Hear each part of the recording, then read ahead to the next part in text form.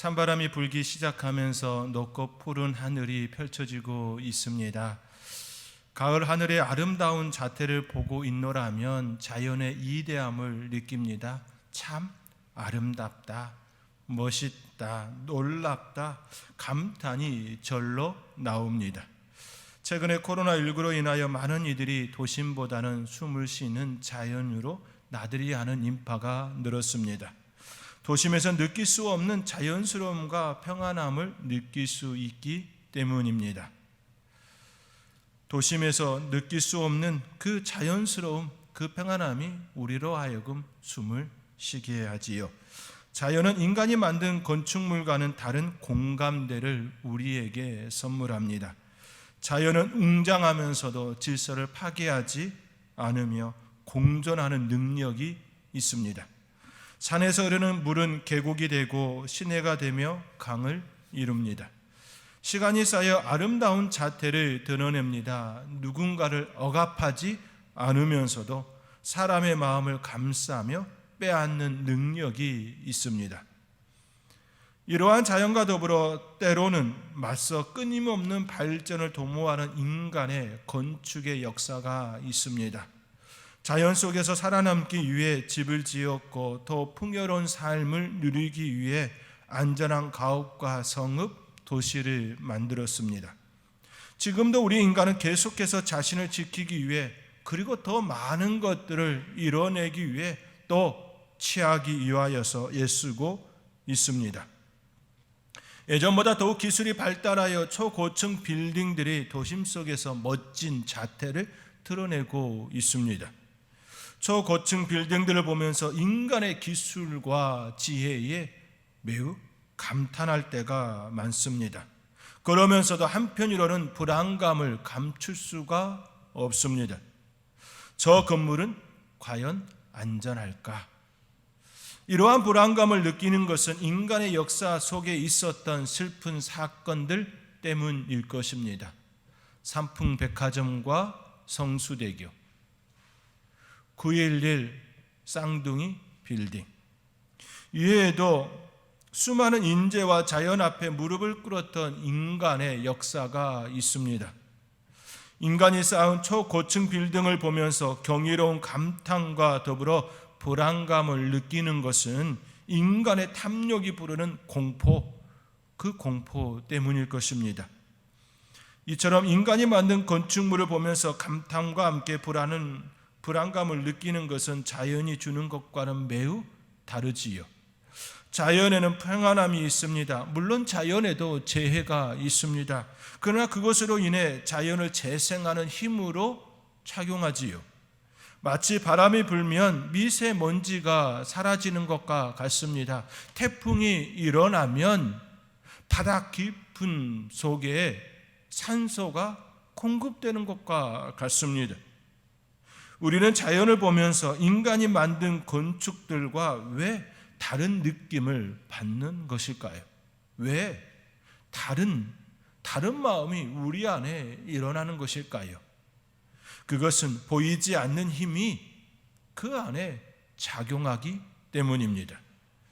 이 세상에는 보이는 것만으로 존재하지 않습니다. 보이지 않는 것들과 공존합니다. 보이는 것과 보이지 않는 것은 우리의 삶에 매우 가까이에 있습니다. 예를 들어 집을 짓기 위해서는 재료들이 필요합니다. 시멘트와 철근 등 다양한 건축 재료가 필요합니다. 여기에 인간의 지혜와 지식, 이것들이 곁들여 아름다운 건축을 이루지요. 동일한 재료를 사용해도 매우 다른 건축물들을, 매우 아름다운 예술품들을 지을 수 있습니다. 이는 다양한 건축가들과 그들의 아이디어가 있기 때문이지요. 아름다운 건축물의 탄생은 재료도 중요하지만 그보다 더 중요한 것은 인간의 지혜와 지식, 아이디어, 그리고 건축가들의 열정과 애정 때문입니다. 이처럼 보이는 건축물이 더욱 아름답게 빛날 수 있는 이유는 보이는 재료보다 보이지 않는 인간의 지혜와 지식, 건축가들의 애정 때문입니다. 건축만 생각해 보아도 보이지 않는 세계의 위대함을 우리는 느낄 수 있습니다. 그러나 우리 인간은 종종 보이지 않는 세계에 대해 인지하면서도 보이지 않는 세계에 대하여 인정하지 않을 때가 있습니다. 인간의 지혜와 지식, 열정, 그리고 바람과 공기 등과 같이 보이지 않는 것들이 분명 존재하는 것을 인지하면서도 하나님의 존재를 부정하는 이들이 있습니다. 여기에 속한 이들이 바로 진화론자들과 무신론자들이지요. 신비한 인체를 보면서도 하나님을 인정하지 않는 의사들도 있습니다. 신비한 인체를 접하면서 인간의 기술과 지식만을 보기 때문이지요. 이는 그 자체의 신비, 인체의 신비를 인정하지 않음에서 오는 무지일 것입니다. 우주선을 타고 달을 다녀온 비행사들이 있습니다. 이들의 고백도 나누지요. 가가린은 우주에서 푸른 달을 보았습니다. 그러나 아무리 둘러보아도 하나님을 볼 수 없었다라고 이야기합니다. 그러나 제임스 어윈은 우주 여행을 통해 하나님을 보았으며 오묘한 하나님의 섭리를 보았다라고 간증한 바 있습니다. 같은 달을 보고 다녀왔지만 누구는 보았고 누구는 보지 못했습니다. 사랑하는 성도 여러분, 여러분은 어떻습니까? 보이지 않는 세계 그리고 하나님의 존재를 믿습니까? 이 세상에는 보이는 세계와 보이지 않는 세계가 존재합니다. 보이지 않는 세계를 인정한다면 보이지 않는 세계도 인정해야 되지 않을까요? 여기서 분명한 사실은 우리 인간이 하나님을 인정하든 인정하지 않든지 간에 그 하나님은 살아계십니다. 그 하나님은 천지를 창조하셨고 여전히 운행하고 계십니다. 그러나 그 하나님이 나와 어떤 관계를 맺고 있느냐는 전혀 다른 차원일 것입니다. 이제 여러분에게 다르게 질문해 보겠습니다. 여러분은 하나님과 어떤 관계를 맺고 계십니까? 여러분에게 있어서 하나님은 어떤 분이십니까? 오늘 본문은 십계명 중 대신계명, 즉 하나님과 관련한 계명입니다.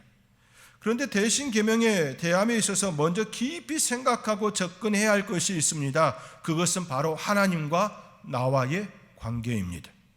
이것은 매우 중요한 부분입니다. 하나님과 나와의 관계가 성립되지 않는다면 대신 계명은 하나의 족쇄가 될 뿐입니다. 우리를 옥죄는 하나의 족쇄가 될 뿐입니다. 자유는 아는 것으로부터 시작됩니다. 알지 못하면 그것은 억압이고 족쇄입니다. 부모님의 사랑을 진정으로 깨달을 때 자신이 어릴 적 제약받았던 많은 것들이 부모의 사랑이었음을 깨닫습니다. 그러나 성장하고 어른이 되었음에도 부모님의 사랑을 깨닫지 못한다면 어릴 적 제약받았던 그 부모님의 제약은 여전히 그들 마음속에 족쇄로 남겨질 뿐이겠지요. 자유는 아는 것, 즉 깨닫는 것으로부터 시작됩니다. 대신계명 역시 하나님과 나와의 관계를 알 때에 자유로 작용할 수 있습니다. 그렇지 않다면 대신계명은 나를 옥죄는 또 하나의 고리가 될 뿐입니다. 그렇게 하나님께서는 십계명을 주실 때에 먼저 하나님과 이스라엘 관계를 먼저 언급합니다. 2절의 말씀입니다. 우리 2절의 말씀 우리 함께 읽겠습니다. 나는 너를 애굽 땅 종 되었던 집에서. 이 말씀에는 중요한 두 가지 사실이 담겨져 있습니다. 하나는 하나님께서 애굽의 종 되었던 이스라엘을 인도하셨다라는 것이고, 다른 하나는 하나님께서 이스라엘의 하나님이 되셨다라는 이 두 가지 사실입니다. 이 두 가지 사실은 모두 관계를 가리키고 있습니다. 특별히 이 두 가지 사실은 모두 단수로 접근하고 있다라는 것이지요. 나는 너를 애굽 땅 종 되었던 집에서 인도하여 낸, 이스라엘 전체를 가리킴과 동시에 그 속에 있는 개인 한 사람 한 사람을 향하여 말씀하고 있습니다. 나는 너를 나는 너를 인도하여 여호와다, 인도하여 낸 하나님이다 라고 말씀하고 있습니다. 나와 너와의 관계를 말씀하고 있지요. 뿐만 아니라 내 하나님 여호와니라 라고 말씀합니다. 너의 하나님이라고 말씀하고 있는 것이지요. 철저하게 우리 하나님께서는 나와 너와의 관계를 가리키고 있습니다. 너의 하나님이기에 십계명을 지키라 말씀하고 있는 것입니다.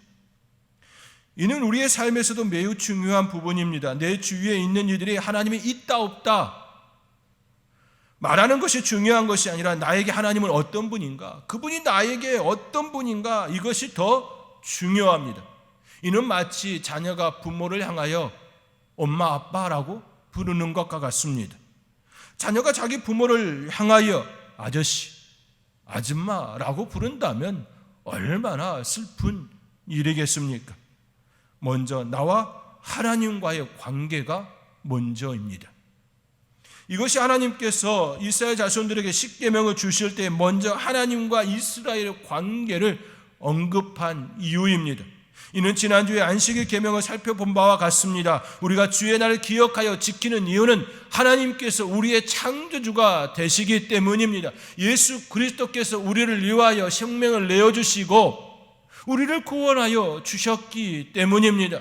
우리를 구원하여 주셨기 때문에 주의 날을 기억하여 엿새 동안 힘써 거룩한 삶을 살아내고 주의 날을 기억하여 거룩하게 지키는 것입니다.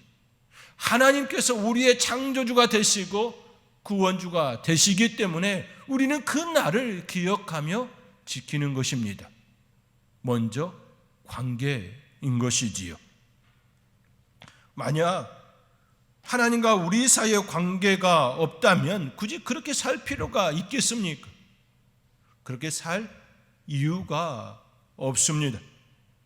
우리의 창조주가 되시며 구원주가 되시기 때문에 우리는 그 하나님께 나아가는 것이지요. 그 하나님께서 대신 계명을 우리에게 주신 것입니다. 이 대신 계명은 세 가지로 명령하지요. 첫째는 하나님 외에 다른 신을 두지 말라. 둘째는 우상을 섬기지 말라. 셋째는 하나님의 이름을 망령되게 부르지 말라. 이렇게 명령하고 있습니다. 첫째로 하나님께서는 하나님 외에는 다른 신을 두지 말라 명령합니다. 우리 3절의 말씀 우리 함께 읽겠습니다. 너는 나 외에는 다른 신들을 내게 두지 말라. 하나님께서는 십계명을 주실 때에 선언문으로 주시지 않았습니다. 십계명은 명령입니다. 선언과 명령은 다릅니다. 선언은 국가 또는 단체가 자기의 방침과 주장을 예부에 표명하는 것입니다. 그러나 명령은 상위 기관이나 윗사람이 하위 기관이나 아랫사람에게 무엇을 하라는 내용이나 지시입니다. 십계명은 하나님께서 이스라엘 자손들에게 나의 방침은 이러한 것이니 기억하시기 바랍니다. 명심하시기 바랍니다. 이러한 차원이 아니라는 뜻입니다. 십계명은 나의 방침은, 나의 지침은 이러한 것이니 이것을 반드시 행하라 명령입니다.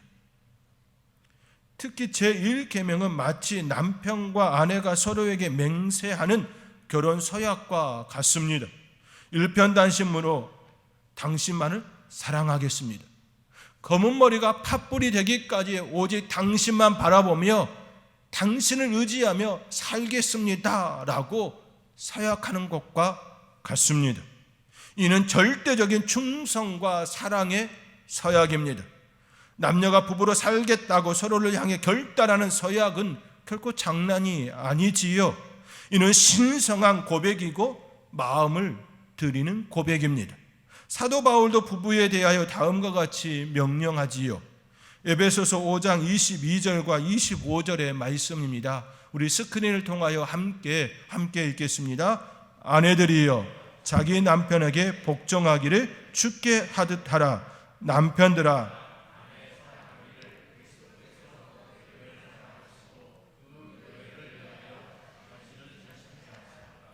이 말씀의 요지가 무엇입니까? 남편이 되었든 아내가 되었든지 간에 서로를 향하여 예수님처럼 자신을 내어주라, 자신을 내어주라는 것입니다. 온전한 사랑과 헌신입니다. 온전한 사랑과 헌신이 바탕이 되지 않은 가정은 결코 바르게 설 수 없습니다. 결코 아름다운 행복한 가정을 이룰 수 없습니다. 희생과 사랑은 비례합니다. 사랑은 희생을 먹고 성장합니다. 또한 희생은 사랑을 꽃피게 합니다. 열매를 맺게 합니다. 부부의 사랑이 헌신과 희생이 전제되지 않는다면 결코 행복한 가정을 이룰 수가 없습니다. 그렇습니다. 하나님께서 주신 제1계명은 마치 부부의 온리와 같습니다. 우리 하나님께서는 우리를 신부로 맞이하여 우리가 사는 날 동안 그리고 죽음 이후에도 평생 아끼고 사랑하며 살겠노라고 전제 속에 우리에게 요구하시는 계명입니다. 그렇기 때문에 예수님께서는 사도 요한을 통하여 거룩한 새 예루살렘을 준비하시는데 신부가 남편을 위하여 단장한 것 같이 준비하시겠다라고 약속하시는 겁니다. 요한계시록 21장 2절의 말씀입니다. 우리 함께 스크린을 통하여 함께 읽겠습니다. 또 내가 보매 거룩한 성 새 예루살렘이 하나님께로부터 하늘에서 내려오니 그 준비한 것이 신부가 남편을 위하여 단장한 것 같더라. 사랑하는 성도 여러분, 하나님께서 우리에게 하나님 외에는 다른 신을 두지 말라, 그렇게 말하는 이유가, 그렇게 명령하는 이유가 무엇입니까? 예수 그리스도께서 성도를 위하여 자신을 내어주신 것과 같이 우리를 사랑하시기 때문입니다. 그 사랑 때문에 남편만을 바라보고 의지하며 일평생 살자라고 우리에게 말씀하시는 것입니다. 그렇게 살자라고, 그렇게 서로를 의지하며 서로를 향하여 사랑을 나누며 살자라고 말씀하시는 것입니다. 먼저 우리가 하나님을 사랑한 것이 아닙니다. 먼저 하나님께서 우리를 사랑하시고 다가오셨습니다. 다가오신 그 사랑의 진심을 담아 하나님 외에는 다른 신을 두지 않겠습니다, 그 다짐과 결단으로 날마다 삶 속에서 살아내시는 복된 성도님들이 되시기를 주님의 이름으로 축원드립니다. 둘째로 하나님께서는 우상을 만들지 말라, 절하지 말라, 섬기지 말라 명령합니다. 제2계명을 한마디로 표현하면 우상 숭배 금지입니다. 우리 4절과 5절의 말씀, 우리 함께 4절과 5절의 말씀 함께 읽겠습니다. 너를 위하여 새긴 우상을 만들지 말고 또 이로 하늘에 있는 것이나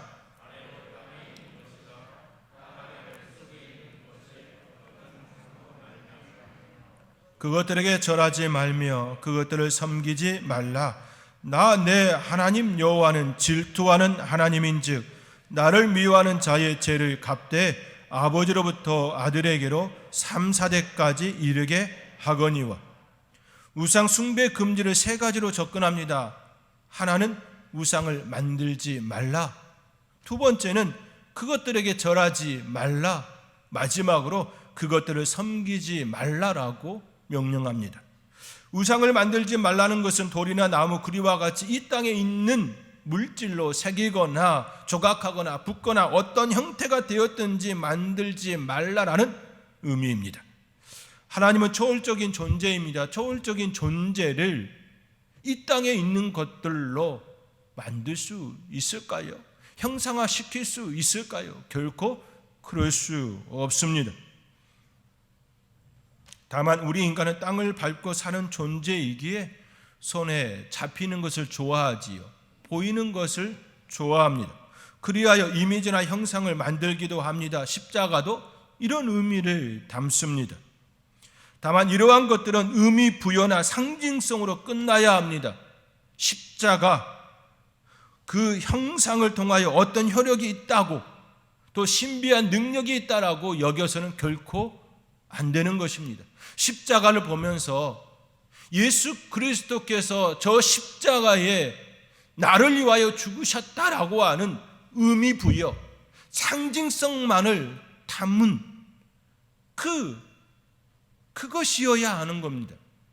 그러나 십자가를 바라보면서 우리가 다른 의미를 갖거나 효령이 있다라고 미신적인 행위를 그 안에 담는다면 그것이 이미 변질된 우상 숭배가 되는 것이지요.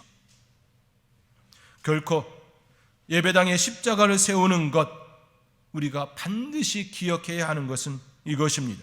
십자가는 오로지 예수 그리스도만을 드러내는 하나의 상징, 의미만을 부여해야 합니다. 십자가에 어떤 능력이 있다거나 신비한 힘이 작용할 거라고 여겨서는 안 되는 것입니다. 이것이 성당과 개신교의 차이입니다. 천주교와 개신교의 차이입니다. 성당은 믿음의 삶을 살다간 이들, 멋지게 살아간 이들을 성인이라 칭하지요. 그리고 그들을 형상화 작업을 하고 그 형상 앞에 절을 하고 기도합니다. 개신교는 그러한 행위를 결코 하지 않습니다. 다만 십자가를 예배당에 세우는 것은 예수 그리스도의 십자가의 사랑을 내 마음에 품겠노라고 다짐하는 겁니다. 담는 것입니다. 잊지 않고 그 사랑을 마음에 품고 살겠노라고 하는 결단의 표시입니다. 그리스도인들 중에 십자가 목걸이를 하거나 십자가 반지를 착용하는 분들이 있지요. 이 역시 나는 예수님을 믿는 그리스도인입니다. 그리스도인으로 바르게 살겠습니다. 나는 그리스도인입니다. 라는 표시를 하는 행위로 작용해야 합니다. 십자가 목걸이나 반지가 부적처럼 미신의 행위가 되어서는 결코 안 됩니다. 종종 성도님들 중에 자동차에 성경책이나 십자가를 두면 사고가 나지 않을 것 같은 마음이 들어서 두시는 분들이 있습니다. 이러한 행위는 미신이나 부적과 같습니다. 만약 그러한 마음으로 성경책이나 십자가를 차량에 둔다면 해병대 출신들이 자동차 뒷면에 해병대 마크를 부착하는 것만도 못하는 행위입니다.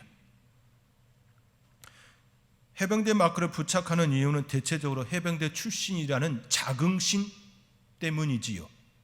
물론 그들 중에는 해병대 마크를 부착하면서 차주의 성격을 짐작하고 건들지 말라라고 하는 무언의 의미도 담고 있기는 합니다만 대체적으로 자긍심 때문에 해병대 마크를 달지요. 사랑하는 성도 여러분, 십자가 목걸이나 반지를 착용하시기 바랍니다. 다만 나는 그리스도인으로 살겠다는 그 다짐으로 착용하시기 바랍니다. 그리고 그렇게 살아내시기 바랍니다. 그렇게 살아낸다면 우리 하나님께서 여러분을 더욱더 사랑할 것입니다. 그리고 또한 우리 하나님께서는 우상들에게 그것들에게 절하지 말라 명령합니다. 이는 소원을 빌거나 무릎 꿇고 간청하지 말라는 의미입니다. 다시 말해 숭배하지 말라라는 것이지요. 불교 의식처럼 108배와 같은 행위를 하지 말라는 것입니다. 더 나아가 섬기지 말라 명령합니다. 이는 지속적으로 습관적으로 종교 예식에 참여하는 행위를 일컫습니다. 이방 종교들은 대체적으로 이미지 또는 우상을 신유로 숭배하지요. 이러한 행위에 동참하지 말라고 명령하고 있는 것입니다. 하나님께서는 우상 숭배에 대하여 매우 엄격하게 명령하셨습니다. 만들지 말라, 절하지 말라, 섬기지 말라 3번씩이나 부정 명령을 하신 이유는 그만큼 엄중하다라는 말씀이지요. 우리가 우상 숭배를 더욱 하지 말아야 하는 이유는 또 있습니다. 우리 하나님께서 질투하시기 때문입니다. 마치 이는 배우자가 불륜을 저지르면 분노하는 것과 같습니다. 사랑하는 이가 다른 이를 향하여 마음을 주거나 빼앗긴다면 결코 좋아할 배우자는 없습니다. 우리 하나님께서는 제2계명을 말씀하시면서 질투하는 하나님, 질투하시는 하나님이라고 자신을 소개합니다. 그만큼 엄중하다라는 말씀입니다. 엄중한 만큼 하나님을 사랑하고 하나님의 말씀대로 사는 이들에게 천대까지 은혜를 베푸시겠다라고 말씀하고 계십니다. 이는 하나님께서 우리에게 하나님의 사랑을 지속적으로 끊임없이 행하시겠다라고 하는 약속의 말씀입니다. 사랑하는 성도 여러분, 우리의 하나님은 질투하시는 하나님이십니다. 여러분을 사랑하지 않는다면 질투하지 않을 것입니다. 여러분을 지켜보고 있지 않다면 질투하지 않으실 겁니다. 여러분을 바라보고 있지 않다면 질투하지 않으실 겁니다. 그러나 우리 하나님은 우리를 향하여 바라보시고 지켜보시고 계속해서 사랑을 베풀고 있으시기에 질투하시는 것입니다. 그 하나님께서 우리에게 요구하시지요. 우리를 사랑하시기에 우리에게 요구하십니다. 나를 존중해 달라고, 나를 경외해 달라고, 나를 경배하라고 명령하고 있는 것이지요. 이것이 진정한 하나님의 사랑입니다.